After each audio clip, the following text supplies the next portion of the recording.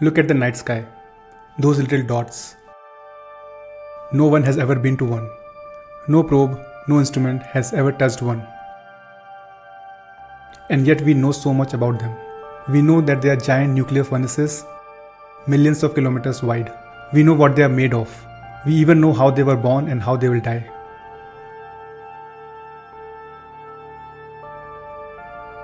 How can we know all of that without ever going to one?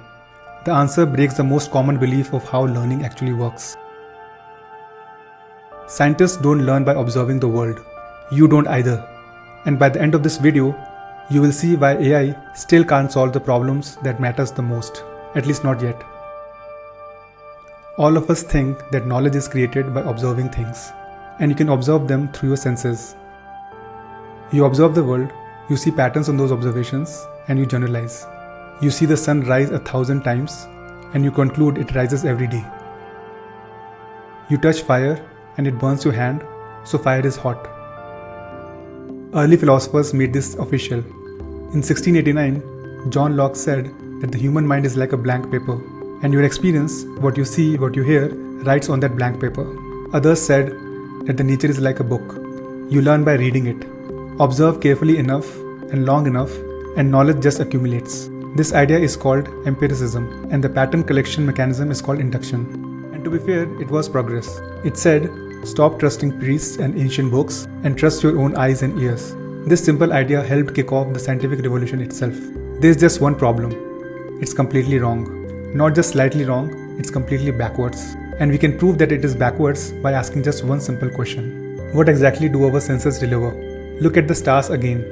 Your eyes receive glowing dots. That's it. Those glowing dots doesn't come with the label nuclear furnace. David Deutsch in his book, The Beginning of Infinity, has written a brutal line about this. If your experience writes on your brain like a blank paper, it will just write it as glowing dots, not the observation of what they are. We can stare at the night sky for a lifetime, for 100 lifetimes, and all those observations would never tell you what those glowing dots actually are.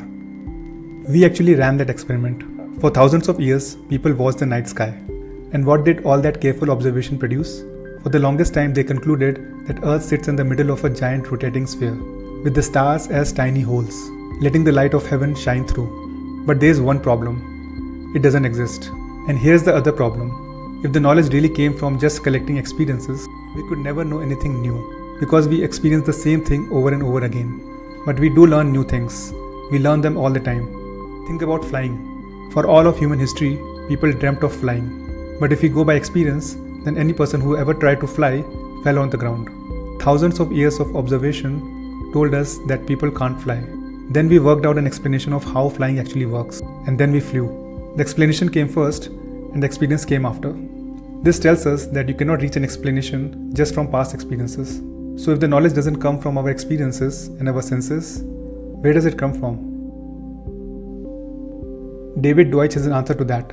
Building on the philosophy of Karl Popper, knowledge starts as a guess, a conjecture. Somebody had to first imagine that a glowing dot in the night sky as a giant burning nuclear furnace in the shape of a sphere.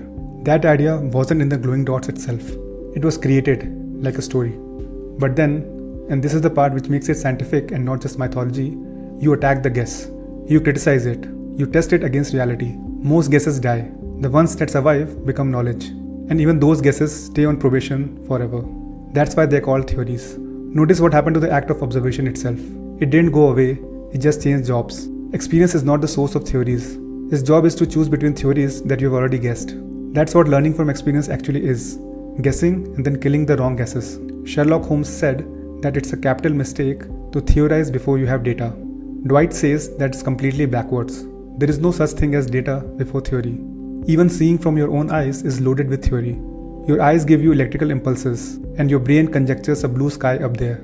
All observation is interpretation, all of it. So every piece of knowledge that you have in your head is just a guess that survived criticism. Which raises an uncomfortable question about the machines that we keep saying that it learns from data.